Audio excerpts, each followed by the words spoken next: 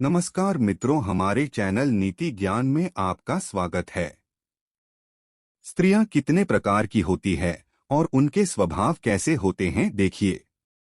समुद्र शास्त्र शंखिनी, पद्मिनी सहित इन 5 प्रकार की होती हैं स्त्रियां। जानिए इनमें से कौन होती है भाग्यशाली। समुद्र शास्त्र के अनुसार स्त्रियों को मुख्यतः निम्न 5 वर्गों में बांटा गया है, जो इस प्रकार है। 1. शंखिनी। ये अन्य स्त्रियों से थोड़ी लंबी होती हैं। इनमें से कुछ मोटी और कुछ दुर्बल होती हैं। इनकी नाक मोटी, आंखें अस्थिर और आवाज गंभीर होती है। ये हमेशा अप्रसन्न ही दिखाई देती हैं और बिना कारण ही क्रोध किया करती हैं। ये पति से रूठी रहती हैं। पति की बात मानना इन्हें गुलामी की तरह लगता है। इनका मन सदैव भोगविलास में डूबा रहता है। इनमें दया भाव भी नहीं होता, इसलिए ये परिवार में रहते हुए भी उनसे अलग ही रहती हैं। ऐसी स्त्रियां संसार में अधिक होती हैं। ऐसी लड़कियां चुगली करने वाली, यानी इधर की बात उधर करने वाली होती हैं। ये अधिक बोलती हैं, इसलिए लोग इनके सामने कम ही बोलते हैं। इनकी आयु लंबी होती है। 2. चित्रिणी। ये स्त्रियां पतिव्रता, स्वजनों पर स्नेह करने वाली होती हैं। ये हर कार्य बड़ी ही शीघ्रता से करती हैं। इनमें भोग की इच्छा कम होती है। श्रृंगार आदि में इनका मन अधिक लगता है। इनसे अधिक मेहनत वाला काम नहीं होता, परंतु ये बुद्धिमान और विदुषी होती हैं। गाना बजाना और चित्रकला इन्हें विशेष प्रिय होता है। ये तीर्थ, व्रत और साधु संतों की सेवा करने वाली होती हैं। ये दिखने में बहुत ही सुंदर होती हैं। इनका मस्तक गोलाकार, अंग कोमल और आंखें चंचल होती हैं। इनका स्वर कोयल के समान होता है। बाल काले होते हैं। इस वर्ग की लड़कियां बहुत कम होती हैं। यदि इनका जन्म गरीब परिवार में भी हो तो ये अपने भविष्य में पटरानी के समान सुख भोगती हैं। अधिक संतान होने पर भी इनकी लगभग 3 संतान ही जीवित रहती हैं। उनमें से एक को राजयोग होता है। इस जाति की लड़कियों की आयु लगभग 48 वर्ष होती है। 3. हस्तिनी। इस वर्ग की लड़कियों का स्वभाव बदलता रहता है। इनमें भोगविलास की इच्छा अधिक होती है। ये हंसमुख स्वभाव की होती हैं और भोजन अधिक करती हैं। इनका शरीर थोड़ा मोटा होता है। ये प्राय आलसी होती हैं। इनके गाल, नाक, कान और व मस्तक का रंग गोरा होता है। इन्हें क्रोध अधिक आता है। कभी कभी इनका स्वभाव बहुत क्रूर हो जाता है। इनके पैरों की उंगलियां टेढ़ी मेढ़ी होती हैं।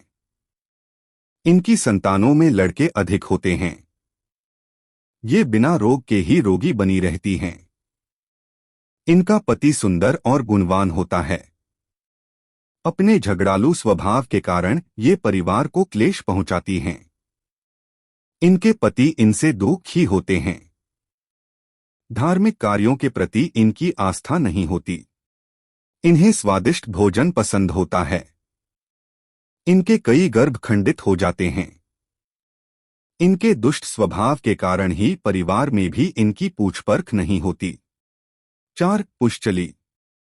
पुंश्चली स्वभाव की लड़कियों के मस्तक का चमकीला बिंदु भी मलिन दिखाई देता है। इस स्वभाव वाली महिलाएं अपने परिवार के लिए दुख का कारण बनती हैं। इनमें लज्जा नहीं होती और ये अपने हाव भाव से कटाक्ष करने वाली होती हैं। इनके हाथ में नव रेखाएं होती हैं जो सिद्ध, पुण्य, पद्म, स्वस्तिक आदि उत्तम रेखाओं से रहित होती हैं।